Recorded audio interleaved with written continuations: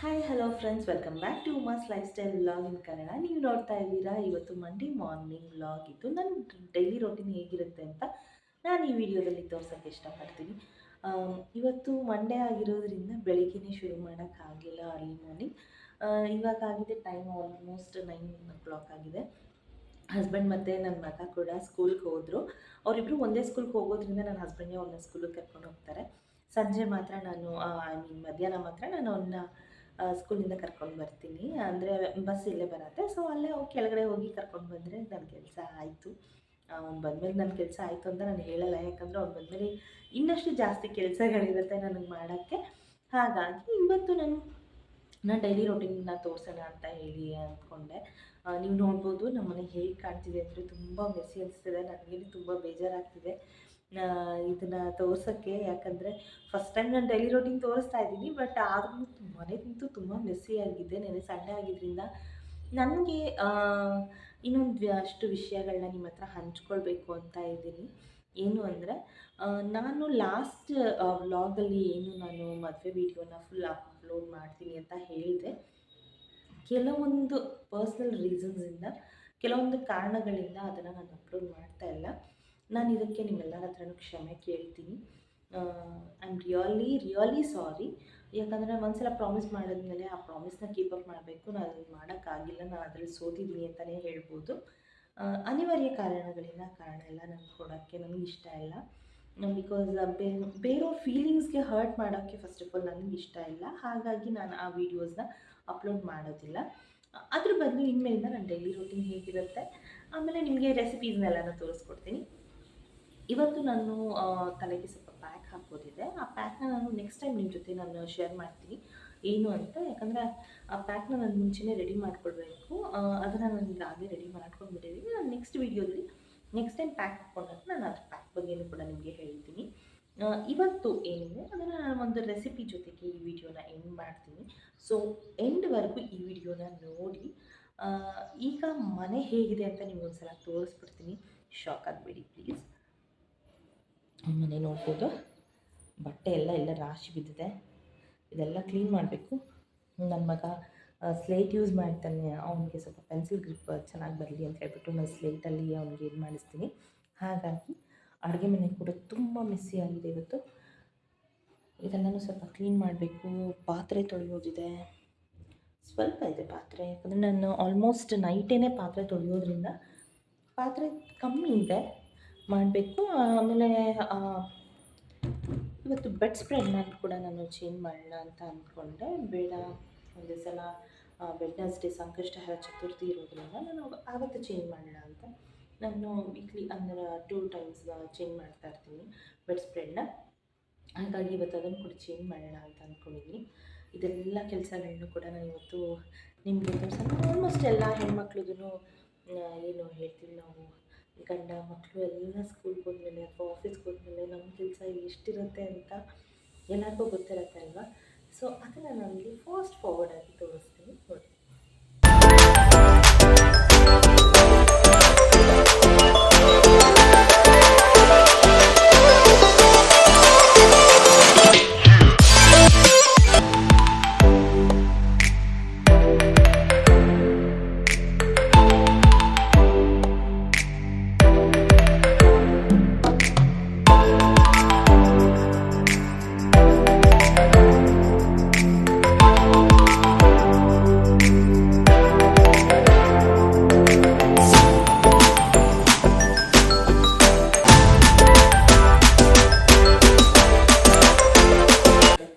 ಎಲ್ಲನೂ ಕ್ಲಿಯರ್ ಮಾಡಬೇಕು. ಹಾಗಾಗಿ ತುಂಬ ಕೆಲಸ ಇದೆ, ಮಾಡೋಣ.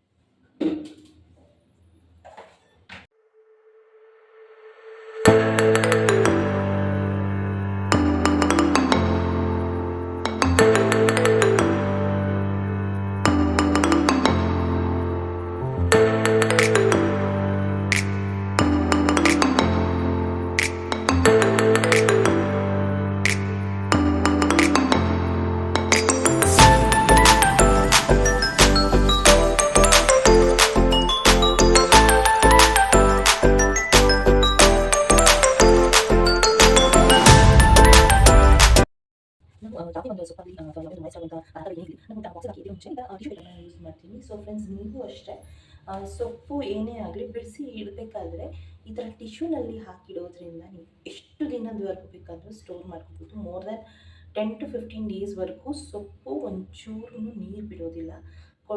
ಕೊಳೆಯೋ ಥರ ಅನಿಸುತ್ತಲ್ಲ, ಆ ಥರ ಕೂಡ ಆಗೋದಿಲ್ಲ. ತುಂಬ ಚೆನ್ನಾಗಿರುತ್ತೆ. ಎಷ್ಟು ದಿನದವರೆಗೂ ಬೇಕಂದ್ರೂ ನಾವು ಯೂಸ್ ಮಾಡ್ಕೊಳ್ಬೋದು. ಆಮೇಲೆ ನಿಂಬೆ ಹಣ್ಣುಗಳನ್ನ ಕೂಡ ನಾನು ಹೇಗೆ ಸ್ಟೋರ್ ಮಾಡ್ತೀನಿ ಅಂದರೆ, ನಾನು ನಿಮಗೆ ತೋರಿಸ್ತೀನಿ. ನಿಂಬೆ ಹಣ್ಣು ಕೂಡ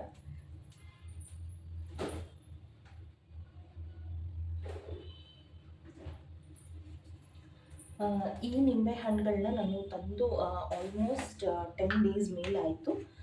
ನೀವು ನೋಡ್ಬೋದು, ಫ್ರಿಜ್ಜಲ್ಲಿ ಇಟ್ಟರು ಕೂಡ ಕೆಲವೊಂದು ನಿಂಬೆ ಹಣ್ಣುಗಳು ಒಂಥರ ಏನು ಫಂಗಸ್ ಆಗೋ ಥರ ಅಥವಾ ಕೊಳಿತಾ ಬರೋ ಥರ ಆ ಥರ ಆಗುತ್ತೆ. ಬಟ್ ಈಗ ನಾನು ತಂದು 10 ಡೇಸ್ ಮೇಲೆ ಆಯಿತು. ನಾನು ಈ ಥರ ಟಿಶ್ಯೂ ಪೇಪರ್ನಲ್ಲಿ ಈ ಥರ ರೋಲ್ ಮಾಡಿಟ್ಟಿರ್ತೀನಿ. ಒಂದು ಟಿಶ್ಯೂನಲ್ಲಿ ನೀವು 2 ನಿಂಬೆ ಹಣ್ಣನ್ನು ರೋಲ್ ಮಾಡ್ಬೋದು. ಸೊ ನಾನಿಲ್ಲಿ ನಿಮ್ಗೆ ತೋರಿಸ್ತಾ ಇದ್ದೀನಿ. ಈ ನಿಂಬೆಹಣ್ಣು ನಾನು ತೊಗೊಂಡಾಗ ಇದೇ ಕಲರಲ್ಲಿತ್ತು, ಹೀಗೆ ಇತ್ತು. ಇವತ್ತು ಕೂಡ ಹೀಗೆ ಇದೆ ಇದು. ಸೊ ನಾವು ಟಿಶ್ಯೂನ ಯೂಸ್ ಮಾಡಿ ಕವರ್ ಮಾಡೋದ್ರಿಂದ ಏನಾಗುತ್ತೆ ಅಂದರೆ, ಇದರಲ್ಲಿ ನೀರಿನ ಅಂಶ ಏನು ಬಿಟ್ಕೊಳ್ಳುತ್ತೆ ಅಂದರೆ ಫ್ರಿಜ್ಜಲ್ಲಿ ಇಟ್ಟಾಗ ಆ ನೀರಿನ ಅಂಶನೆಲ್ಲ ಈ ಟಿಶ್ಯೂ ಪೇಪರೇ ಹೀರ್ಕೊಳ್ಳುತ್ತೆ. ಆಮೇಲೆ ಯಾವಾಗಲೂ ಕೂಲಾಗಿಟ್ಟಿರುತ್ತೆ, ಬಟ್ ಕೊಳೆಯುವಷ್ಟು ಅದನ್ನು ಟೆಂಪ್ರೇಚರ್ನ ಜಾಸ್ತಿ ಮಾಡೋದಿಲ್ಲ ಅಂತ, ಫ್ರೀಸ್ ಜಾಸ್ತಿ ಮಾಡೋದಿಲ್ಲ ಅಂತ ಹೇಳ್ಬೋದು. ಇದೇ ಥರ ನಾನು ಸಾಕಷ್ಟು ನಿಂಬೆ ಹಣ್ಣುಗಳನ್ನ ಇಟ್ಟಿದ್ದೀನಿ. ನೀವು ನೋಡ್ಬೋದು, ಒಂದೇ ಸಲ ನಾವು ಸಿಟಿ ಮಾರ್ಕೆಟ್ಗೆ ಹೋಗಿದ್ವಿ. ಸೊ ಅಲ್ಲಿ ಕಮ್ಮಿಗೆ ಸಿಗುತ್ತೆ ಅಂತ ಆವಾಗಲೇ ನಾನು ತೊಗೊಂಡು ಬಂದಿದ್ದೆ.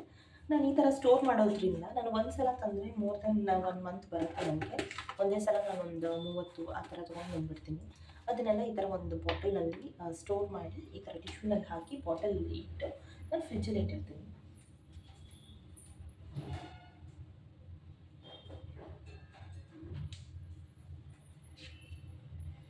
ನೋಡ್ಬೋದು, ಇವಾಗ ನಾನು ನಿಮಗೆ ಇದನ್ನು ಕೂಡ ತೋರಿಸ್ತೀನಿ ಬೇಕಂದರೆ ನಾನು ನೆಕ್ಸ್ಟ್ ಬ್ಲಾಗಲ್ಲಿ. ಇದು ನಾನು ಕರ್ಬೇವಿನ ಸೊಪ್ಪನ್ನ ಏನಿದೆ ಅದನ್ನು ನಾನು ತೊಳೆದು ನೈಟ್ ಎಲ್ಲ ತೊಳೆದ್ಬಿಟ್ಟು ಎತ್ತಿಟ್ಟಿದ್ದೆ. ಇವಾಗ ಇದನ್ನು ಇದಕ್ಕೆ ಹಾಕ್ಕೊಳ್ತೀನಿ.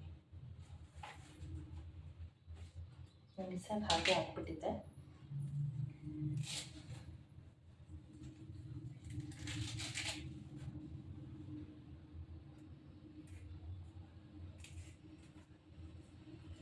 ಸೊ ಬೆಳಿಗ್ಗೆ ಈ ಕೆಲ್ಸಕ್ಕೆ ಹೋಗೋರ್ಗಾಗಲಿ ಅಥವಾ ಬೆಳಿಗ್ಗೆ ನಿಮ್ಗೆ ಗೊತ್ತು ಸ್ಕೂಲ್ಗೆ ಹೋಗೋ ಮಕ್ಕಳಿದ್ರೆ ಮನೇಲಿ ಹೇಗಿರುತ್ತೆ ಅಂತ. ನನ್ನ ಮಗ ಬೇರೆ ತುಂಬ ಚಿಕ್ಕವನಾಗಿರೋದ್ರಿಂದ ಅವ್ನಿಗೆ ಸ್ನಾನ ಮಾಡಿಸೋದು, ಆಮೇಲೆ ಬೆಳಗಿನ ಅವ್ನ ಕೆಲಸ ಕಾರ್ಯಗಳನ್ನೆಲ್ಲನೂ ನೀವು ಬೆಳಗ್ಗೆನೇ ಮುಗಿಸ್ಕೊಂಡು ಹೋಗ್ಬೇಕು ಸ್ಕೂಲ್ಗೆ. ಯಾಕಂದ್ರೆ ಅವನು ಸ್ಕೂಲಲ್ಲಿ ಯೂಶ್ವಲಿ ಹೋಗಲ್ಲ, ಅವ್ನಿಗೇನೋ ಒಂಥರ, ಹಾಗಾಗಿ ಅವ್ನು ಹೋಗಲ್ಲ. ಅದನ್ನು ಕೂಡ ಎಲ್ಲನೂ ನಾನು ಅಲ್ಲೇ ಮುಗಿಸ್ಬೇಕಾಗುತ್ತೆ ಬೆಳಿಗ್ಗೆನೇ. ಸೊ ತುಂಬ ಬ್ಯುಸಿ ಇರ್ತೀನಿ. ಹಾಗಾಗಿ ನನಗೆ ಕೆಲವೊಂದು ಸಲ ಈ ಕರಿಬೇವೆಲ್ಲನೂ, ಆಮೇಲೆ ನೀವು ನೋಡ್ಬೋದು ಈ ಕರಿಬೇವೆಲ್ಲ ಹೇಗೆಂದರೆ, 1-2 ದಿನದವರೆಗೂ ಚೆನ್ನಾಗಿರುತ್ತೆ. ಆಮೇಲೆ ಬರ್ತಾ ಬರ್ತಾ ಒಂಥರ ಕಪ್ಪಗಾಗೋಕ್ಕೆ ಶುರುವಾಗುತ್ತೆ, ನೀವು ಯಾವುದಾದ್ರೂ ಕವರ್ನಲ್ಲಿ ಆ ಥರ ಎಲ್ಲ ಇಡೋದಾದರೆ. ಹಾಗೆ ಈ ಕರಿಬೇವೆಲ್ಲ ಈ ಕಡ್ಡಿಯಿಂದ ಎಲ್ಲ ಉದುರೋಗ್ಬಿಡುತ್ತೆ. ಸೊ ಒಂದು 5 to 10 ಮಿನಿಟ್ಸ್ ನಾವು ಟೈಮ್ ಮಾಡಿಕೊಂಡು ಇದನ್ನೆಲ್ಲ ನಾವು ಹಾಕಿ ಇಡೋದ್ರಿಂದ ಈ ಥರದ್ರಲ್ಲಿ ಸೊ ಚೆನ್ನಾಗಿರತ್ತೆ. ಏನು ತುಂಬ ದಿನಗಳವರೆಗೂ ಕರಿಬೇವೆಲ್ಲನೂ ಚೆನ್ನಾಗಿರುತ್ತೆ. ಹಾಗೆ ನಿಮಗೂ ಯೂಸ್ ಮಾಡೋಕ್ಕೆ ಚೆನ್ನಾಗಿದೆ. ಏನಂದರೆ ಜಾಸ್ತಿ ಸಲ ತರೋವಷ್ಟು ಅವಶ್ಯಕತೆ ಇರಲ್ಲ. ನೀವು ಕರಿಬೇವಿನ ಎಷ್ಟು ಜಾಸ್ತಿ ನಾವು ಯೂಸ್ ಮಾಡ್ತೀವೋ ಊಟದಲ್ಲಿ, ಅಷ್ಟು ಆರೋಗ್ಯಕ್ಕೆ ಕೂಡ ಒಳ್ಳೆಯದು ಅಲ್ವಾ. ಹಾಗಾಗಿ ನಾನು ಆಗಾಗ ನನ್ನ ಮಗನಿಗೆ ಐರನ್ ಕಂಟೆಂಟ್ ಸಿಗೋ ಥರದ್ದು ಅವ್ನು ಜಾಸ್ತಿ ತಿನ್ನೋದಿಲ್ಲ. ಇವಾಗ ಮಕ್ಕಳೆಲ್ಲ ಕರಿಬೇವೆಲ್ಲ ಎತ್ತಿ ಇಟ್ಬಿಡ್ತಾರಲ್ವ, ಅದಕ್ಕೋಸ್ಕರ ನಾನು ಅವನಿಗೆ ಇದರದ್ದು ಏನು ಕರಿಬೇವು ರೈಸ್ ಮಾಡಿಕೊಡ್ತೀನಿ. ಆ ರೆಸಿಪಿನ ನಾನು ನಿಮ್ಮ ಜೊತೆ ನೆಕ್ಸ್ಟ್ ಟೈಮ್ ಶೇರ್ ಮಾಡ್ತೀನಿ ಖಂಡಿತವಾಗ್ಲೂ. ಸ್ವಲ್ಪ ಬೆಳ್ಳುಳ್ಳಿ ಎಲ್ಲ ಹಾಕಿ ಮಾಡೋದದು ತುಂಬ ಚೆನ್ನಾಗಿರುತ್ತೆ, ಮಕ್ಳಿಗೆ ತುಂಬ ಇಷ್ಟ ಆಗುತ್ತೆ. ನೀವು ಲಂಚ್ ಬಾಕ್ಸ್ಗೆ ಕೂಡ ಅದನ್ನು ನಿಮ್ಮ ಹಸ್ಬೆಂಡ್ಗೂ ಕೂಡ ಮಾಡ್ಕೊಳ್ಬೋದು. ಮನೇಲಿ ದೊಡ್ಡವ್ರು ಕೂಡ ತಿನ್ಬೋದು, ತುಂಬ ಚೆನ್ನಾಗಿರುತ್ತೆ ರೈಸು. ನಿಮಗೆ ಲಂಚ್ ಬಾಕ್ಸ್ಗೆ ಒಂದು ದಿವಸ ಏನು ಮಾಡೋದಪ್ಪ ಅಂತ ಚಿಂತೆ ಆಗಿದ್ರೆ ಈ ಥರನೂ ಕೂಡ ಮಾಡ್ಬೋದು. ಯಾಕಂದರೆ ಈಗಿನ ಇದರಲ್ಲಿ ಕೂದಲು ಬೆಳವಣಿಗೆಗೆ ಕೂಡ ಕರಿಬೇವು ತುಂಬ ಒಳ್ಳೆಯದು ಅಂತ ಹೇಳ್ತಾರಲ್ವ. ಬಟ್ ಕರಿಬೇವು ಕೂದಲು ಬೇಕು, ಬಟ್ ಕರಿಬೇವು ತಿನ್ನೋಕ್ಕೆ ಇಷ್ಟ ಇಲ್ಲ ಅಂತ ಹೇಳ್ತಾರೆ. ಹಾಗಾಗಿ ಅಂಥವರೆಲ್ಲ ಈ ಥರ ಮಾಡೋದ್ರಿಂದ ಚೆನ್ನಾಗಿ ಅನಿಸುತ್ತೆ.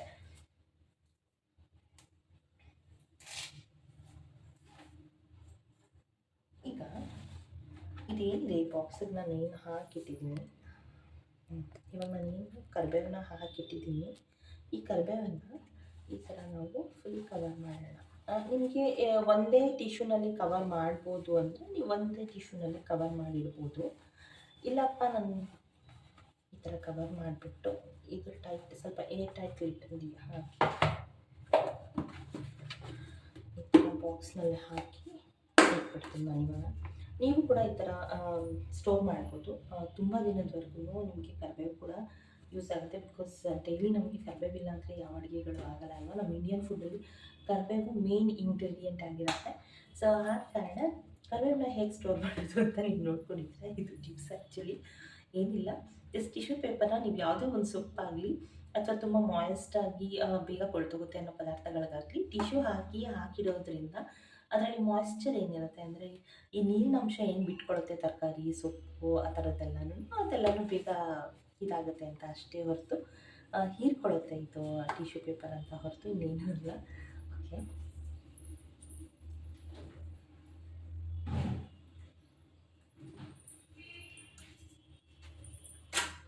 ಈಗ ನಾನು ಬೇಗ ಇದೆಲ್ಲ ಕ್ಲೀನ್ ಮಾಡ್ಕೊಂಡು ಬಿಡಬೇಕು ಅಂತ ಅಂದ್ಕೊಂಡಿದ್ದೀನಿ. ಸ್ವಲ್ಪ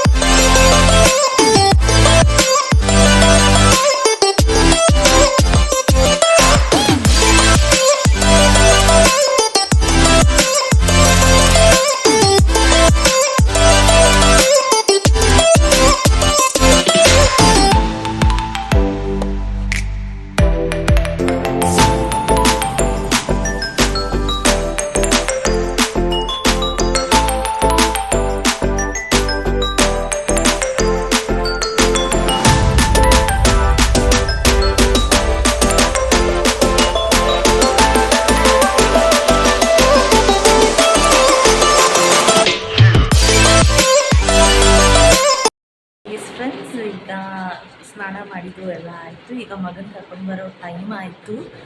ನೀವು ನೋಡ್ಬೋದು ಈಗ ಆಲ್ಮೋಸ್ಟ್ ಮನೇಲಿ ಅಡುಗೆ ಮನೆ ಕೆಲಸ ಕೂಡ ಎಲ್ಲ ಮುಗೀತು. ಆವಾಗಲೇ ಹೇಗಿತ್ತಲ್ಲ ನನ್ನ ಅಡುಗೆ ಮನೆ ಈಗ ಹೇಗಾಗಿದೆ ನೋಡಿ. ಎಲ್ಲ ಕ್ಲೀನ್ ಆಯಿತು, ಎಲ್ಲ ಕ್ಲೀನ್ ಮಾಡಿದ್ದೀನಿ. ನೆಲನೂ ಕೂಡ ಒರೆಸಿದೆ. ಬಟ್ ಇವತ್ತು ನಾನು ಪೂಜೆ ಇಲ್ಲ, ಹಾಗಾಗಿ ನನ್ನ ಹಸ್ಬೆಂಡ್ ಬಂದಮೇಲೆ ಸಂಜೆ ಪೂಜೆ ಮಾಡ್ತಾರೆ. ನೆಲ ಎಲ್ಲ ಒರೆಸಿ ಬೆಡ್ರೂಮು ಎಲ್ಲನೂ ಕ್ಲೀನ್ ಆಯಿತು ಇವತ್ತು. ಬೇಗ ಬೇಗ ಎಲ್ಲ ಕೆಲಸ ಮುಗಿಸಿದ್ದೀನಿ. ಇವಾಗ ನನ್ನ ಮಗನ ಕರ್ಕೊಂಡು ಬರೋದಕ್ಕೆ ಟೈಮ್ ಆಗಿದೆ. ಈಗ ಮಗನ ಕರ್ಕೊಂಡು ಬರೋಣ, ಹೋಗೋಣ ಬೇಗ. ಇದು ನಮ್ಮ ಮನೆ ಕೆಳಗಡೆನೇ ಇರೋವಂಥ ಮನೆ, ಅಂದರೆ ಕಾರ್ನರಲ್ಲಿದೆ. ಇಲ್ಲಿ ಹೋಗಿ ನಿಂತ್ಕೊಂಡ್ರೆ ನನ್ನ ಮಗ ಬರ್ತಾನೆ, ಅಂದರೆ ಸ್ಕೂಲ್ ಬಸ್ನಲ್ಲಿ ಬರ್ತಾನೆ. ನೀವು ನೋಡ್ತಿರ್ಬೋದು ಇವಾಗ ಒಂದು ಸ್ಕೂಲ್ ಬಸ್ ಕೂಡ ಬರ್ತಾ ಇದೆ. ನನಗೆ ಫುಲ್ ವೀಡಿಯೋ ಮಾಡೋಕ್ಕಾಗಲಿಲ್ಲ. ಅವನಂತೂ ತುಂಬ ಖುಷಿಯಿಂದ ಹೋಗ್ತಾನೆ. ಬೆಳಗ್ಗೆ ಹೊತ್ತು ಸ್ಕೂಲ್ಗೆ ಕೂಡ ಬರ್ತಾನೆ, ತುಂಬ ಹ್ಯಾಪಿಯಾಗಿ ಬರ್ತಾನೆ. ಚೆನ್ನಾಗಿ ಅನಿಸುತ್ತೆ ಮಕ್ಕಳು ಈ ಥರ ಆರಾಮಾಗಿ ಹೋದರೆ ಸ್ಕೂಲ್ಗೆ. ನಮಗೂ ಟೆನ್ಷನ್ ಫ್ರೀ ಇರುತ್ತೆ. ಅಳ್ಕೊತ ಹೋದರೆ ಒಂಥರ ಮನಸ್ಸೆಲ್ಲ ನೋವಾಗಿರುತ್ತೆ ಅವತ್ತು. ಓಕೆ ಫ್ರೆಂಡ್ಸ್, ನೀವು ನೋಡ್ತಿರ್ಬೋದು ಈಗ ತಾನೇ ನನ್ನ ಮಗ ಬಂದ ಸ್ಕೂಲಿಂದ, ಕರ್ಕೊಂಡು ಬಂದೆ ಹೋಗಿ. ಬಂದ ತಕ್ಷಣ ನೋಡಿ ನನ್ನ ಮನೆ ಮತ್ತೆ ಹೇಗಾಗಿದೆ ಅಂತ. ನಾನು ಬೆಳಗ್ಗೆಯಿಂದ ಏನೇ ಕಷ್ಟಪಟ್ಟು ಮಾಡಿದ್ರು ಮತ್ತೆ ಇವನು ಬಂದಮೇಲೆ ಹಳೇ ಸ್ಟೇಜಿಗೆ ಬರುತ್ತೆ. ಈ ಥರ ಬಂದಿದ್ದಾನೆ. ಇವಾಗ ಊಟಕ್ಕೆ ಏನಾದರೂ ಕೊಡ್ತೀನಿ. ಅವ್ನು ಫಸ್ಟ್ ಅವ್ನ ID ಕಾರ್ಡು, ಟೈ ಇವೆಲ್ಲನೂ ಎತ್ತಿಟ್ಬಿಟ್ಟು ಆಮೇಲೆ ಬೇರೆ ಕೆಲಸ ಶುರು ಮಾಡೋಣ ಅಂತ. ನಾನು ಒಳಗೆ ಹೋಗಿ ಬರೋಷ್ಟೊತ್ತಿಗೆ ಅವ್ನು ಟ್ರೈಪಾಡ್ ಮುಂದೆ ನಿಂತ್ಕೊಂಡು ನಾನೇ ವ್ಲಾಗ್ ಮಾಡ್ತೀನಿ ಅಂತ ಹೇಳಿ ಮಾತಾಡ್ತಿದ್ದ. ನೀವು ಸ್ವಲ್ಪ ಕೇಳಿಸ್ಕೊಳ್ಳಿ ಹೇಗೆ ಮಾತಾಡ್ತೀನಿ. ಇವತ್ತು ಸ್ಕೂಲಿಂದ ಬಂದೆ. ಇವಾಗ ನನಗೆ ಮಾತಾಡ್ಕೊತ ಇವಾಗ ಊಟ ಮಾಡಬೇಕು.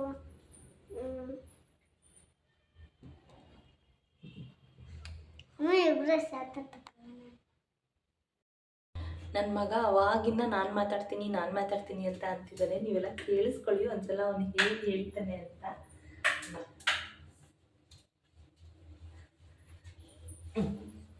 ಹಾಯ್ ಫ್ರೆಂಡ್ಸ್, ಇವತ್ತು ನೋಡಿ ನಮ್ಮ ಮಮ್ಮಿ ಇವತ್ತು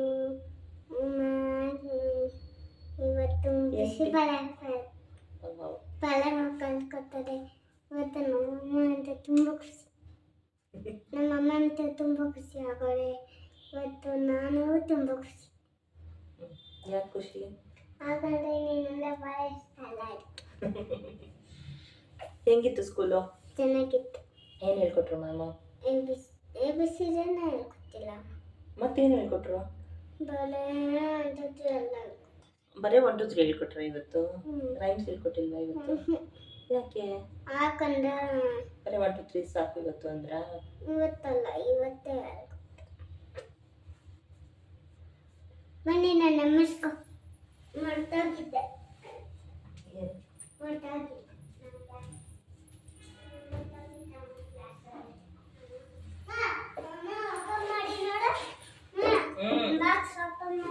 ಬಾಕ್ಸ್ ಓಪನ್ ಮಾಡಿ ನೋಡ್ಬೇಕಾ? ಈ ಕಡೆ ಬಾ, ಈ ಕಡೆ ಬಾ, ಈ ಕಡೆ ಬಾ ಕಾಣಿಸುತ್ತೆ.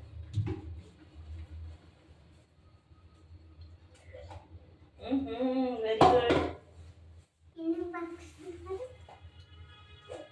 Very good. ಎಲ್ಲ ತಿಂದ.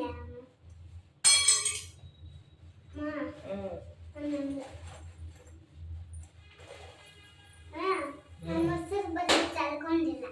ವೆರಿ ಗುಡ್ ಮಗನ್. ಮಮ್ಮಿ ಮಾತ್ರ ಮೊಸರು ಬಜ್ಜಿ ಎಲ್ಲ ತಳ್ಕೊತಾನೆ.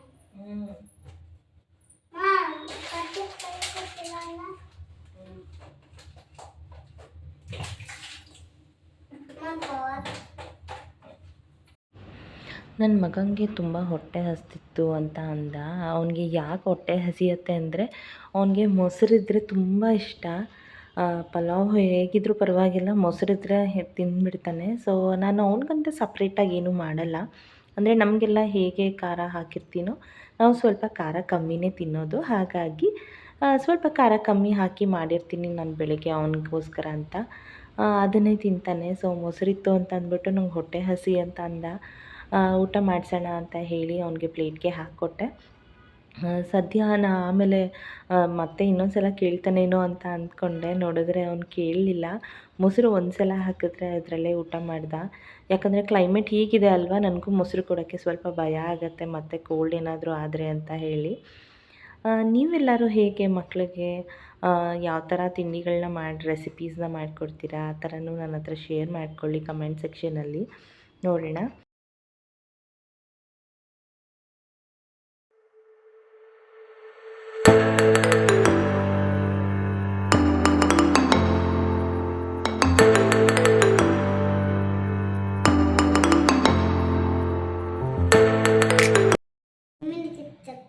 ತರಕಾರಿ ಹಾಕಿದ್ರೆ ಸೂಪರ್ ಅಮ್ಮ.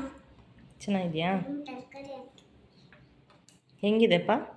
ಚೆನ್ನಾಗಿ ಮಾಡಿದ್ದೇವೆ. ಓಕೆ ಫ್ರೆಂಡ್ಸ್, ಇವಾಗ ನಾನು ಬಸ್ಸಾರು ಅಂದರೆ ಎಲ್ಲರೂ ಬಸ್ಸಾರು ಮಾಡ್ತೀರಾ? ಹೌದು. ಕೆಲವೊಬ್ರು ಟೊಮ್ಯಾಟೊನ ಯೂಸ್ ಮಾಡಿ ಬಸ್ಸಾರು ಮಾಡ್ತಾರೆ. ನಮ್ಮ ಕಡೆ ಅಂದರೆ ದುರ್ಗದ ಕಡೆ ಹೇಗೆ ನಾವು ಬಸ್ಸಾರು ಮಾಡ್ತೀವಿ ಅಂತ ನಾನು ಇವತ್ತು ತೋರಿಸ್ಕೊಡ್ತಾ ಇದ್ದೀನಿ. ಅದರಲ್ಲೂ ಎಸ್ಪೆಷಲಿ ಇವತ್ತು ನಾನು ಯೂಸ್ ಮಾಡ್ತಾ ಇರೋದು ಏನು ಅಂದರೆ ಬೇಳೆನ ಯೂಸ್ ಮಾಡ್ತಾ ಇಲ್ಲ ನಾನು. ಬೇಳೆ ಅಲ್ಲದೇ ಮೊಳಕೆ ಕಾಳು ಅಂದರೆ ಮೊಳಕೆ ಬರ್ಸಿರೋವಂಥ ಹುರುಳಿಕಾಳು ಮತ್ತು ಕಿರಿಕ್ಸಾಲೆ ಅಂತ ನಮ್ಮ ಕಡೆ ಅಂತೀವಿ ನಾವು. ಇದು ಸಿಲ್ಕರ್ವೆ ಸೊಪ್ಪು ಅಂತ ಈ ಕಡೆ ಹೇಳ್ತೀರಾ. ಆ ಸೊಪ್ಪನ್ನು ನಾನಿಲ್ಲಿ ಚೆನ್ನಾಗಿ ಸಣ್ಣದಾಗಿ ಹಚ್ಬಿಟ್ಟು ವಾಶ್ ಮಾಡಿ ಇಟ್ಕೊಂಡಿದ್ದೀನಿ. ಈ ಸೊಪ್ಪಿಂದ ಮಾಡೋದು ಹೇಗೆ ಅಂತ ನಾನು ಇವತ್ತು ಬಸ್ಸಾರು ಮಾಡೋದು ಹೇಗೆ ಅಂತ ಹೇಳ್ಕೊಡ್ತೀನಿ. ಈ ಸೊಪ್ಪು ತುಂಬಾ ಒಳ್ಳೆಯದು. ಎಸ್ಪೆಷಲಿ ಕಾನ್ಸ್ಟಿಪೇಷನ್ ಪ್ರಾಬ್ಲಮ್ನ ಯಾರು ಫೇಸ್ ಮಾಡ್ತಾ ಇರ್ತೀರಲ್ಲ ಅವ್ರಿಗೆ ತುಂಬ ಯೂಸ್ಫುಲ್ ಇದು. ಯಾಕಂದರೆ ಈ ಡೈಜೆಷನ್ ಪ್ರಾಬ್ಲಮ್ಮು ಮಕ್ಕಳಿಂದ ಹಿಡಿದು ದೊಡ್ಡವ್ರವರೆಗೂ ಎಲ್ಲರೂ ಇದನ್ನು ತಿಂದರೆ ತುಂಬ ಒಳ್ಳೆಯದು. ಯಾಕಂದರೆ ಕಾನ್ಸ್ಟಿಪೇಷನ್ ಅಂತ ನಾನು ಏನು ಹೇಳಿದೆ ಅಂದರೆ ಅದನ್ನು ಕಾನ್ಸ್ಟಿಪೇಷನ್ ಅಂದರೆ ಕೆಲವೊಬ್ರಿಗೆ ಗೊತ್ತಿಲ್ಲ ಅದು ಏನಂತ ಪ್ರಾಬ್ಲಮ್ಮು. ಬೆಳಿಗ್ಗೆ ಅಥವಾ ನಮಗೆ ಮೋಷನ್ ಪ್ರಾಬ್ಲಮ್ ಏನಿರುತ್ತೆ ಅವ್ರಿಗೆ ಡೈಜೆಷನ್ ಪ್ರಾಬ್ಲಮ್ ಕರೆಕ್ಟ್ ಆಗಲಿ ಅಂತ ಹೇಳಿಬಿಟ್ಟು ನಾವು ಇದನ್ನು ಸೊಪ್ಪನ್ನ ಜಾಸ್ತಿ ಬಳಸ್ತೀವಿ. ಹಾಗಾಗಿ ಇದು ತುಂಬ ಒಳ್ಳೆಯದು ಆರೋಗ್ಯಕ್ಕೆ.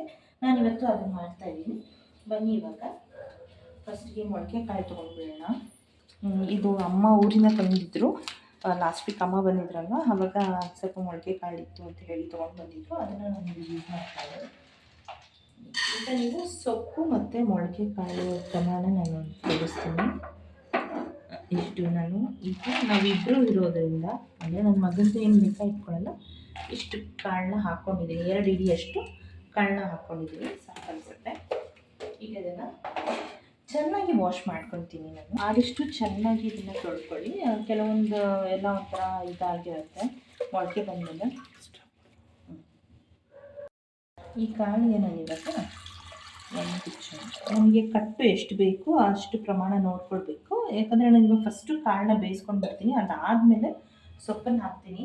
ಸೊಪ್ಪು ಡೈರೆಕ್ಟಾಗಿ ಇಟ್ಟರೆ ಕುಕ್ಕರ್ಗೆ ತುಂಬ ಬೆಂದ್ಬಿಡುತ್ತೆ, ತಿನ್ನೋಕ್ಕೆ ಚೆನ್ನಾಗಿರಲ್ಲ, ತುಂಬ ಬೆಂದರೆ ಸೊಪ್ಪು. ಹಾಗಾಗಿ ಇವಾಗ ನಾನು ಇಷ್ಟು ಹಾಕ್ಕೊಂಡಿದ್ದೀನಿ. ಇದಾದಮೇಲೆ ಬೇಕಾದರೆ ಸೊಪ್ಪು ಬೇಯಿಸ್ಕೊಳ್ಬೇಕಾದ್ರೆ ಇನ್ನಷ್ಟು ನೀರನ್ನ ನಾನು ಹಾಕ್ಕೊಳ್ತೀನಿ. ಅದಕ್ಕೆ ಸ್ವಲ್ಪ ಕಾಳಿಗೆ ಉಪ್ಪು ಇಡೀನಿ ಅಂತ ಹೇಳ್ಬಿಟ್ಟು ಸ್ವಲ್ಪ ಉಪ್ಪು ಹಾಕ್ತೀನಿ. ನಾನು ಆದಷ್ಟು ಕೈನೇ ಯೂಸ್ ಮಾಡ್ತೀನಿ ಉಪ್ಪಿಗೆ. ಯಾರು ಏನು ಅಂದ್ಕೊಳ್ಬೇಡಿ, ಬಿಕಾಸ್ ನನಗೆ ಕೈ ಹೇಳ್ತೇನೆ ತುಂಬ ಚೆನ್ನಾಗಿ. ಹಾಗಾಗಿ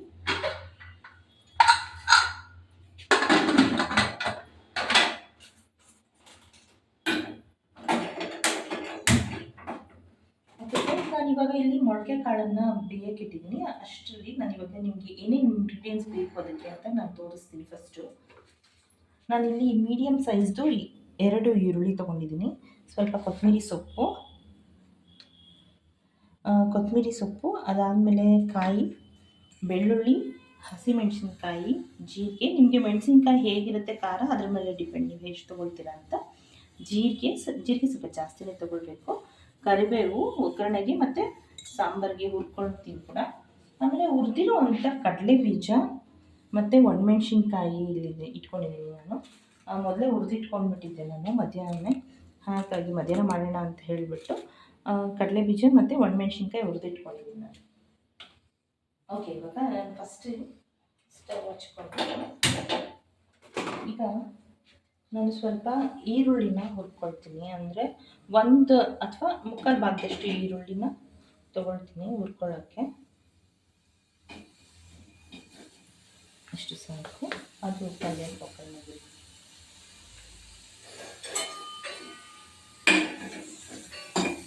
ಈರುಳ್ಳಿಗೆ ಸ್ವಲ್ಪ 1 ಟೀ ಸ್ಪೂನಷ್ಟು ಎಣ್ಣೆ ಹಾಕೊಳ್ಳೋಣ.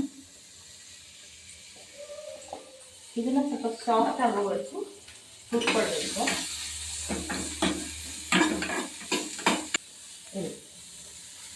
ಈಗ ನಾನು ಬೆಳ್ಳುಳ್ಳಿ ಏನು ಇಟ್ಕೊಂಡಿದ್ದೀನಿ ಅದನ್ನು ಕೂಡ ಇದ್ರ ಜೊತೆಗೇ ಹಾಕ್ಕೊಳ್ತೀನಿ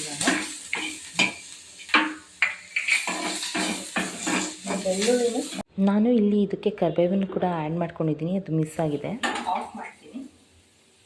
ಇದು ಸ್ವಲ್ಪ ತಣ್ಣಗಾಗಲಿ. ಅಷ್ಟೊತ್ತಿಗೆ ನಾನು ಇಲ್ಲಿ ಹುಣಸೆ ಹಣ್ಣನ್ನು ನೆನೆಸಿಟ್ಕೊಂಡಿದ್ದೀನಿ. ಅಂದರೆ ನಾನು ಫ್ರಿಜ್ಜಿಂದ ಡೈರೆಕ್ಟಾಗಿ ತೆಗೆದೆ ಹುಣಸೆ ಹಣ್ಣು, ಹಾಗಾಗಿ ಸ್ವಲ್ಪ ಉಗುರು ಬೆಚ್ಚಿ ನೀರಲ್ಲಿ ನೆನೆಸಿ ಇಟ್ಟಿದ್ದೆ ನಾನು. ಇವಾಗ ನಾನು ಮಿಕ್ಸಿಗೆ ರೆಡಿ ಮಾಡ್ಕೊಳ್ತೀನಿ. ಫಸ್ಟ್ ನಾನು ಈ ಪೌಡರ್ ಮಾಡ್ಕೊಳ್ತಿದ್ದೀನಿ.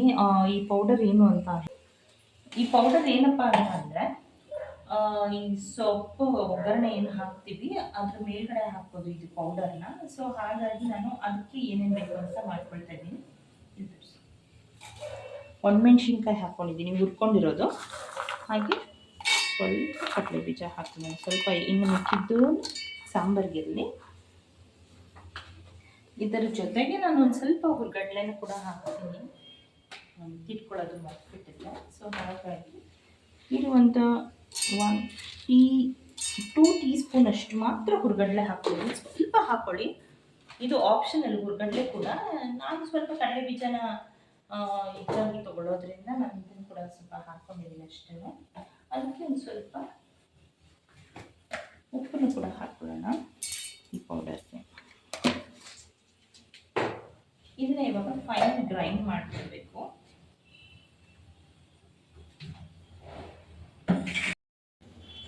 ಈಗ ಇದನ್ನ ಫೈನ್ ಗ್ರೈಂಡ್ ಮಾಡ್ಕೊಂಡಿದ್ದೀನಿ. ಕಡಲೆ ಬೀಜ, ಹುರ್ಗಡ್ಲೆ, ಒಣಮೆಣ್ಸಿನ್ಕಾಯಿ ಜೊತೆಗೆ ಒಂದು ಸ್ವಲ್ಪ ಉಪ್ಪು ಹಾಕ್ಕೊಂಡು ಈಗ ನಾನು ಸಾಂಬಾರ್ಗೆ ಮಸಾಲೆನ ರುಬ್ಕೊಳ್ಳೋದನ್ನ ತೋರಿಸ್ತೀನಿ. ನಮ್ಮದು ಅಡುಗೆ ಮನೆ ತುಂಬ ಚಿಕ್ಕದಾಗಿರೋದ್ರಿಂದ, ತುಂಬ ಅಂದರೆ ತುಂಬ ಚಿಕ್ಕದಾಗಿರೋದ್ರಿಂದ ಸ್ವಲ್ಪ ಕಂಜೆಸ್ಟೆಡ್ ಅನಿಸುತ್ತೆ, ಅಡ್ಜಸ್ಟ್ ಮಾಡ್ಕೊಳ್ಳಿ. ನಿಮಗೆ ಹಾಗೆ ಅಂತ ನಿಮಗೆ ಏನಾದರೂ ಅನಿಸಿದರೆ. ಈಗ ನಾನು ಇಲ್ಲಿ ಏನು ಇಟ್ಕೊಂಡಿದ್ದೀನಿ, ಈಗ ಹಸಿಮೆಣ್ಸಿನ್ಕಾಯಿನೂ ಕೂಡ ಹುರ್ಕೊಳ್ಳೋಣ. ಇಲ್ಲಿ ನಾನು ಈ ಮುಂಚೆ ಮೆಣಸಿನ್ಕಾಯಿನ ಹುರ್ಕೊಳ್ಳೋದು ಮರ್ತು ಹೋಗಿದ್ದೆ, ತೋರ್ಸೋಕ್ಕಾಗಿರಲಿಲ್ಲ. ಸೊ ಇವಾಗ ತೋರಿಸ್ತಾ ಇದ್ದೀನಿ. ನೀವು ಈರುಳ್ಳಿ ಜೊತೆಗೇ ಇದನ್ನು ಬೇಕಂದ್ರೂ ಹುರ್ಕೊಳ್ಬೋದು. ಹಾಗಾಗಿ ಮೆಣಸಿನ್ಕಾಯಿ ಖಾರ ಹೇಗಿರುತ್ತೋ ಹಾಗೆ ಚೆನ್ನಾಗಿ ಹುರ್ಕೊಳ್ಳೋಣ. ಇದನ್ನು ಫುಲ್ ಸಾಫ್ಟ್ ಆಗೋವರೆಗೂ, ಚೆನ್ನಾಗಿ ಒಳಗಡೆ ಎಲ್ಲ ಬೇಯೋವರೆಗೂ ಹುರ್ಕೊಂಡ್ಬಿಡೋಣ. ಅದನ್ನು ಅಂತ ಹಸಿಮೆಣಸಿನ್ಕಾಯಿ ಕೂಡ ಇದಕ್ಕೆ ಹಾಕ್ತೀನಿ. ಇದಾದ ನಂತರ ಇದಕ್ಕೆ ಸ್ವಲ್ಪ ಕೊತ್ತಂಬರಿ ಸೊಪ್ಪು ಹಾಕಿ, ಈಗ ಮೊದಲೇ ನಾವು ಹುರ್ಕೊಂಡಿರುವಂಥ ಮೆಣಸಿನ್ಕಾಯಿ, ಹಸಿಮೆಣಸಿನ್ಕಾಯಿ, ಬೆಳ್ಳುಳ್ಳಿ, ಈರುಳ್ಳಿ ಮತ್ತು ಕರಿಬೇವು ಹುರ್ಕೊಂಡಿರೋದು ಜೊತೆಗೆ ಕೊತ್ತಂಬರಿ ಸೊಪ್ಪು ಹಾಕ್ಕೊತಾ ಇದ್ದೀನಿ. ಅದಾದಮೇಲೆ ಸ್ವಲ್ಪ ಕಾಯಿ ಸ್ವಲ್ಪ ಜಾಸ್ತಿ ಇದಕ್ಕೆ ಬೇಡ, ಸ್ವಲ್ಪ ನಾವು ಸೊಪ್ಪು ಒಗ್ಗರಣೆಗೆ ಹಾಕಿದ್ರೆ ತುಂಬ ಚೆನ್ನಾಗಿರುತ್ತೆ. ಅದಾದಮೇಲೆ ಜೀರಿಗೆ, ಇಲ್ಲಿ ನಾನು 1 ಟೀ ಸ್ಪೂನಷ್ಟು ಜೀರಿಗೆ, ಅದಕ್ಕೆ ಸ್ವಲ್ಪ ಜಾಸ್ತಿನೇ ತೊಗೊಂಡಿದ್ದೀನಿ. ಅದಾದಮೇಲೆ ಕಡಲೆ ಬೀಜ ಇಷ್ಟು ತೊಗೊಂಡಿದ್ದೀನಿ ನಾನು, ಒಂದು ಹಿಡಿಯಷ್ಟು ತೊಗೊಂಡಿದ್ದೀನಿ. ಕಡಲೆ ಬೀಜ ಹಾಕ್ಕೊಳ್ಳಿ. ಅದಾದಮೇಲೆ ನಾವು ಬೇಯಿಸಿಟ್ಕೊಂಡಿರುವಂತಹ ಸೊಪ್ಪು ಮತ್ತು ಕಾಳು ಏನು ಬೇಯಿಸಿಟ್ಕೊಂಡಿರ್ತೀವಿ ಅದನ್ನು ಕೂಡ ಇದಕ್ಕೆ ಆ್ಯಡ್ ಮಾಡೋಣ. ಆಮೇಲೆ ಸ್ಪೆಷಲಿ ನಾನಿಲ್ಲಿ ಹುಣಸೆ ಮಾಡ್ತಿದ್ದೀನಿ. ಮುಂಚೆನೇ ನಾನು ಹೇಳ್ದಂಗೆ ಉಗುರು ಬೆಚ್ಚಿ ನೀರಲ್ಲಿ ಹುಣಸೆ ಹಣ್ಣನ್ನು ನೆನೆಹಾಕಿದ್ದೆ. ನೆನೆಸಿಟ್ಟಿರೋಂಥ ಹುಣಸೆ ಹಣ್ಣನ್ನು ಹಾಕ್ಕೊಳ್ತೀನಿ ನಾನು.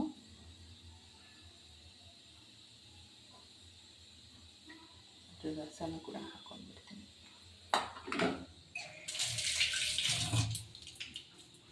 ಇವಾಗ ಇಷ್ಟು ಈಗ ಹಾಕಿದ್ದಾಯಿತು. ಈಗ ಕಾಳು ಕುಕ್ಕರ್ ಆರೋವರೆಗೂ ವೇಟ್ ಮಾಡೋಣ. ಆದ ತಕ್ಷಣ ಅದನ್ನು ಕೂಡ ಇದಕ್ಕೆ ಹಾಕ್ಕೊಂಡು ರುಬ್ಕೊಳ್ಳೋದು ಅಷ್ಟೇ. ಈಗ ನೀವು ನೋಡ್ಬೋದು ಕಟ್ಟು ಇಷ್ಟು ಬಂದಿದೆ, ಅಂದರೆ ಇಷ್ಟು ಬಂದಿದೆ ಕಟ್ಟು.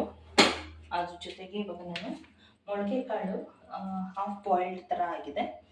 ಅದ್ರ ಜೊತೆಗೆ ನಾನು ಇವಾಗ ಸೊಪ್ಪನ್ನು ಹಾಕ್ತೀನಿ.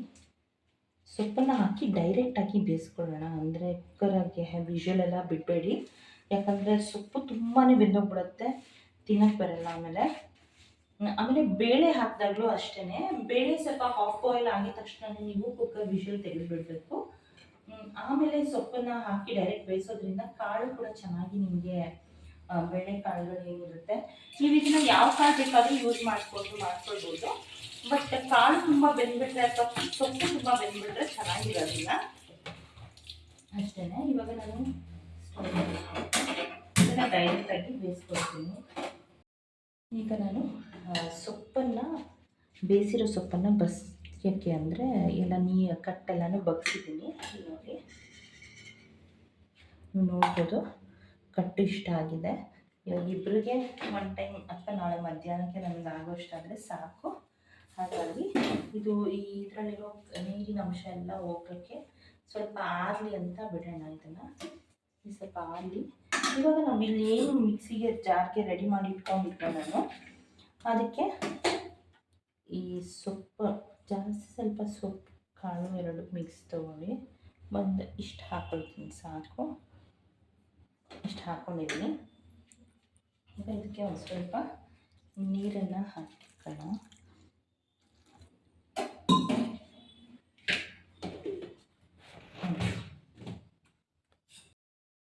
ಈಗ ನಾನು ಇದನ್ನು ಚೆನ್ನಾಗಿ ಹಿಂಡಿ ರಸನೆಲ್ಲ ಇದಕ್ಕೆ ಇದು ಮಾಡ್ಕೊಂಡಿದ್ದೀನಿ, ಹಿಂಡ್ಕೊಂಡಿದ್ದೀನಿ.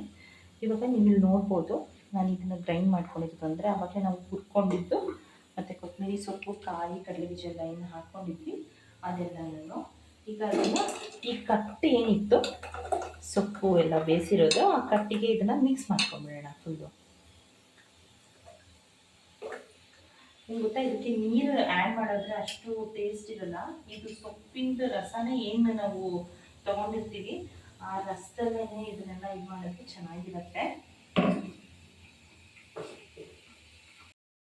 ಈ ಮಸಾಲೆ ಎಲ್ಲ ಹಾಕೊಂಡಾದ್ಮೇಲೆ ನಾನು ನೀಟಾಗಿ ಈ ಥರ ಮಿಕ್ಸ್ ಮಾಡ್ಕೊಂಡಿದ್ದೀನಿ.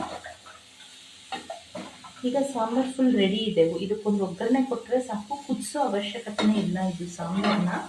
ಯಾಕಂದರೆ ನಾವು ಈಗ ಆಲ್ರೆಡಿ ಏನು ಎಲ್ಲನೂ ಹುರ್ಕೊಂಡು ಹಾಕಿರೋದ್ರಿಂದ ಈ ಸಾಂಬಾರು ಹಸಿ ಸ್ಮೆಲ್ ಕೂಡ ಬರೋದಿಲ್ಲ ನಮಗೆ. ಈ ಕೆಲವೊಂದು ಸಾಂಬಾರುಗಳು ಹಸಿ ಮಸಾಲೆ ಸ್ಮೆಲ್ ಏನು ಬರುತ್ತೆ ಆ ಥರ ಬರಲ್ಲ. ಯಾಕಂದರೆ ನಾವು ಇಲ್ಲಿ ಈರುಳ್ಳಿ ಬೆಳ್ಳುಳ್ಳಿ ಎಲ್ಲನೂ ಹುರಿದಿರೋದ್ರಿಂದ ಹಸಿ ಸಾಂಬಾರು ಸ್ಮೆಲ್ ಬರಲ್ಲ. ಇವಾಗ ಒಗ್ಗರಣೆ ಹಾಕ್ತೀನಿ ಸಾಂಬಾರಿಗೆ. ಸ್ವಲ್ಪ 1 ಟೀ ಸ್ಪೂನಷ್ಟು ತಗೊಳ್ಳೋಣ ಸಾಕು. 1 ಟೀ ಸ್ಪೂನಷ್ಟು ಎಣ್ಣೆ ತಗೊಂಡು ಈಗ ನಾನು ಒಗ್ಗರಣೆಗೆ ಸ್ವಲ್ಪ ಒಂದು 1 ಟೀ ಸ್ಪೂನಷ್ಟು ಎಣ್ಣೆ ಹಾಕ್ಕೊಂಡಿದ್ದೀನಿ. ಅದಕ್ಕೆ ಸ್ವಲ್ಪ ಒಂದು 1/2 ಟೀ ಸ್ಪೂನಷ್ಟು ಸಾಕು ಸಾಸಿವೆ ಹಾಕ್ಕೊಳ್ಳೋಣ.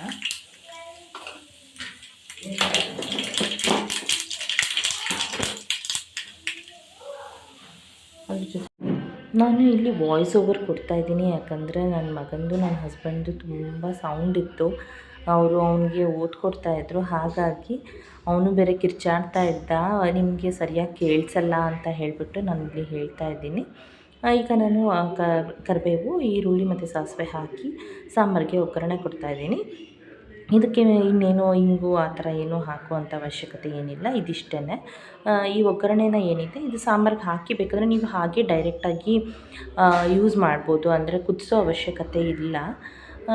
ಆದರೆ ಇದು ಆಪ್ಷನಲ್, ನಿಮಗೆ ಬೇಕಾದರೆ ಹಾಗೆ ಯೂಸ್ ಮಾಡೋದು. ಅದು ಒಂಥರ ಟೇಸ್ಟು ತುಂಬ ಚೆನ್ನಾಗಿರುತ್ತೆ ಹಸಿ ಸಾಂಬಾರು.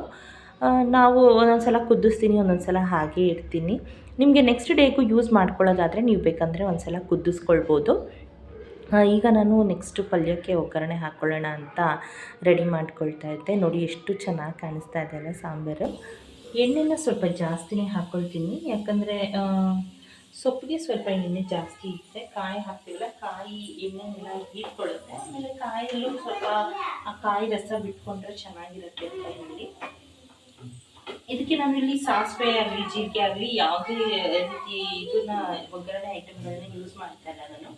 ಇದಾಗಿದ ನಂತರ ಇದಕ್ಕೆ ನಾನು ಡೈರೆಕ್ಟ್ ಈರುಳ್ಳಿನ ಹಾಕೋತೀನಿ. ಈರುಳ್ಳಿ ಸ್ವಲ್ಪ ಜಾಸ್ತಿ ಇದ್ರೆ ತುಂಬ ಚೆನ್ನಾಗಿರುತ್ತೆ ಸೊಪ್ಪಿನ ಪಲ್ಯಕ್ಕೆ. ಹಾಗೆ ಕಾಯಿ ತುರಿ ಕೂಡ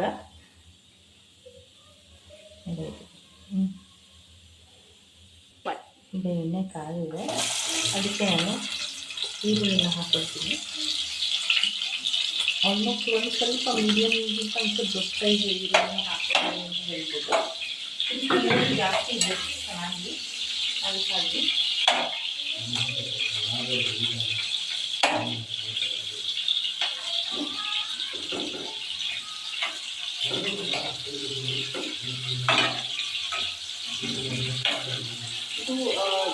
ಯಾವಾಗ ಕಲರ್ ಚೇಂಜ್ ಆಗೋಕ್ಕೆ ಸ್ಟಾರ್ಟ್ ಆಗುತ್ತೆ ಆವಾಗ ಈ ಕಾಯಿ ತುರಿ ಏನಿತ್ತು ಅದನ್ನು ಕೂಡ ನಾನು ಹಾಕ್ಕೊಳ್ತಾ ಇದ್ದೀನಿ.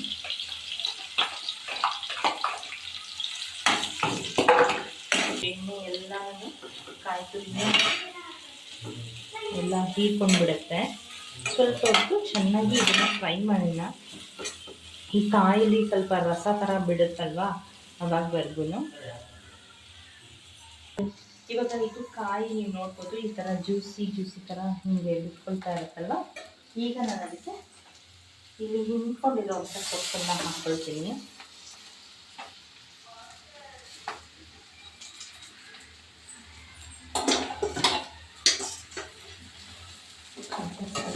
ಸ್ವಲ್ಪ ಸಣ್ಣ ಮಾಡ್ತೀವಿ. ಅದಾದ ನಂತರ ನಾವಿಲ್ಲಿ ಏನು ಪೌಡರ್ ಮಾಡಿ ಇಟ್ಕೊಂಡಿದ್ವಿ ಆವಾಗಲೇ ಈ ಕಡಲೆ ಬೀಜದ್ದು ಮತ್ತು ಕಡಲೆ ಹುರ್ಗಡ್ಲೆದು ಸ್ವಲ್ಪ ನೋಡಿ ನಿಮಗೆ ಕ್ವಾಂಟಿಟಿಗೆ ಎಷ್ಟು ಬೇಕಾಗುತ್ತೆ ಪೌಡರ್ ಅಂತ. ಅಂದರೆ ನಾವಿಲ್ಲಿ ಇಬ್ಬರಿಗೆ ಸೊಪ್ಪು ಇದು ಮಾಡಿರೋದ್ರಿಂದ ಸ್ವಲ್ಪ ಕ್ವಾಂಟಿಟಿ ಕಮ್ಮಿ ಇರುತ್ತೆ. ನಿಮಗೆ ಹೆಚ್ಚಿನ ಪ್ರಮಾಣದಲ್ಲಿ ಬೇಕು ಅಂತಂದರೆ ನೀವು ಹೆಚ್ಚಿಗೆ ಜಾಸ್ತಿ ಕೂಡ ಹಾಕ್ಕೊಳ್ಬೋದು.